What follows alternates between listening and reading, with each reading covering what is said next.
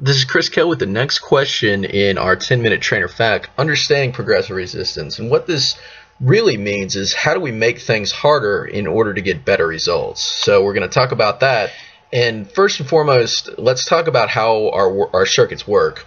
So our circuits are developed over a weekly basis to work on strength and cardio.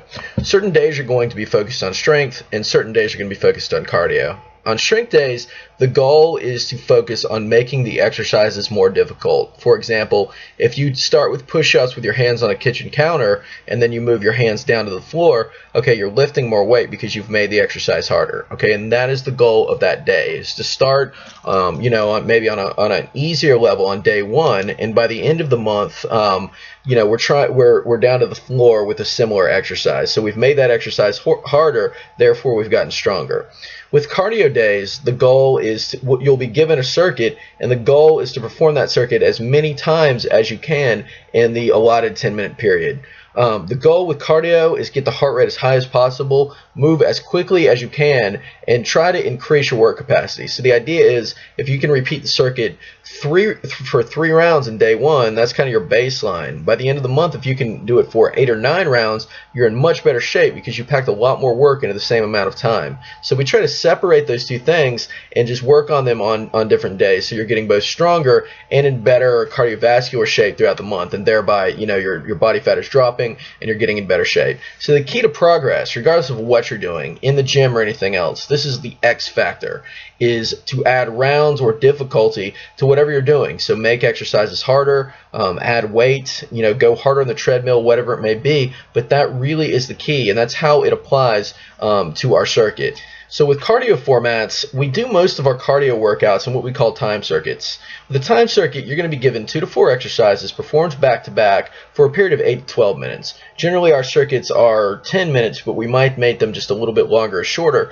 And a couple examples would be a pyramid circuit where we say we have one exercise for 30 reps, one exercise for 20 reps, and one exercise for 10 reps, and we just perform those back to back.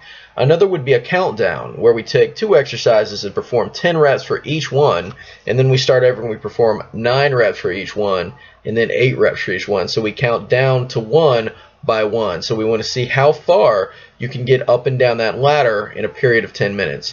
And then another format we call hell is just 50 reps for everything. So if we're really angry at you and we want to make you sweat, then hell is going to be what you're doing. But whatever it may be, you're going to set your clock for 10 minutes or maybe a little less or more, and you repeat that circuit as many times as you can.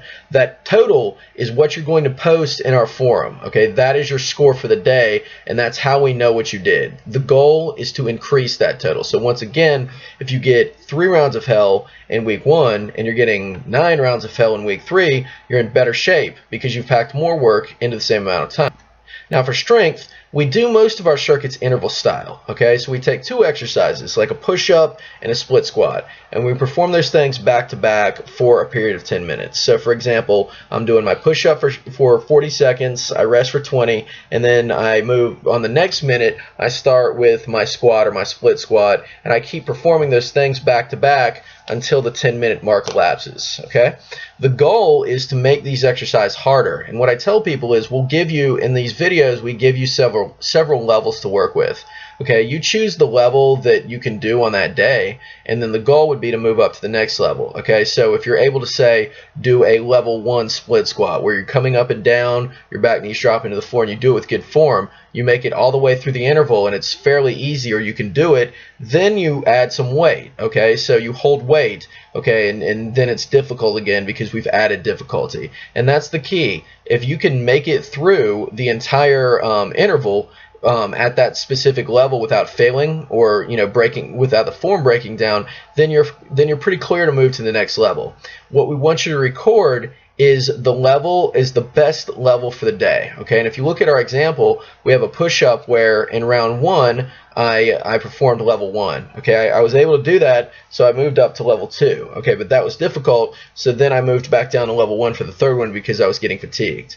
what I would record in that situation, what I would post in our forum is I would say, okay, I did level 1, okay, or I'm sorry, I did level 2. That was my best level for the day. I did level 2 on push-ups, and then on burpees I ended on level 3. I don't even know what a level 3 burpee looks like, but that's probably not pretty.